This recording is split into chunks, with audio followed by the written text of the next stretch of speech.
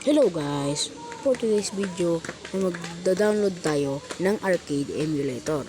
So paano nga ba mag-download ng mga laro na hindi pwedeng i-download sa Play Store? So easy lang yan. So ito muna ang first step natin. Pupunta tayo sa Play Store.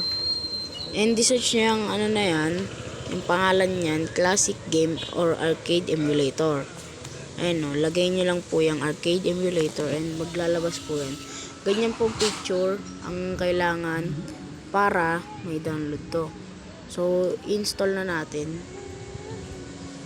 And pagkatapos nyan ma-install, so pagkatapos ma-download nyan guys, syempre, pindutin natin tong play. So, mag-wait lang tayo ng mga ilang second. And, ayan. Classic game. Arcade emulator.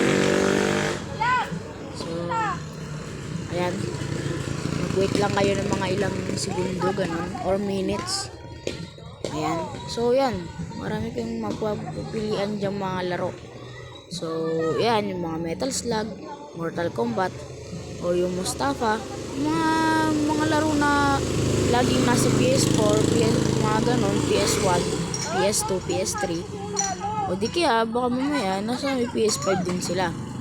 So, yan, yung mga laro na yan. And ako, dahil ako, da-download ako nito. Ito ang i-download ko, Marvel vs. Capcom.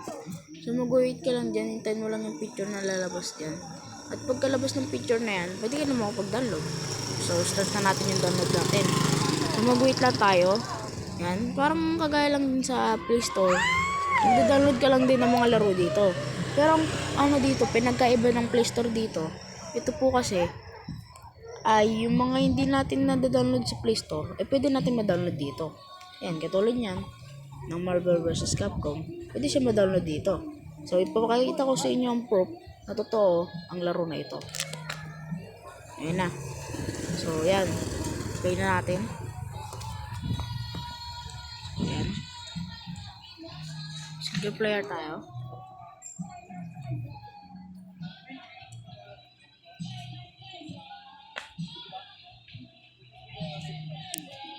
Ayan. Mag-wait lang tayo. Maglagay na ako ng ulit na tayo.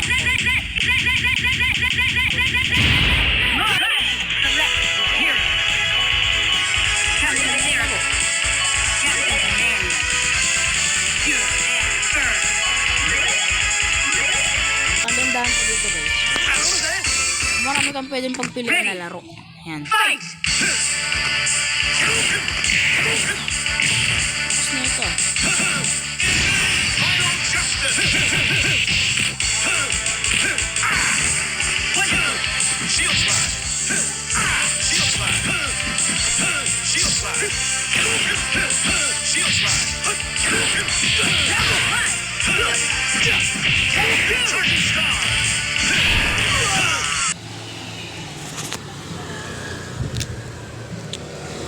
So ayan, nakita nyo naman na totoo ang sinasabi ko na hindi siya peke, totoo siya.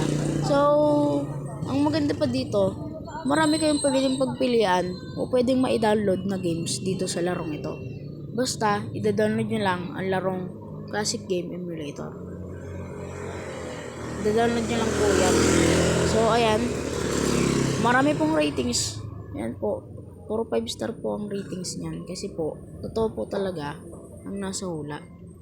Yan po. So, kung na-enjoy nyo naman tong video na to, please mag-like lang po kayo at mag-subscribe. Yun lang po. Bye-bye. Sayonara.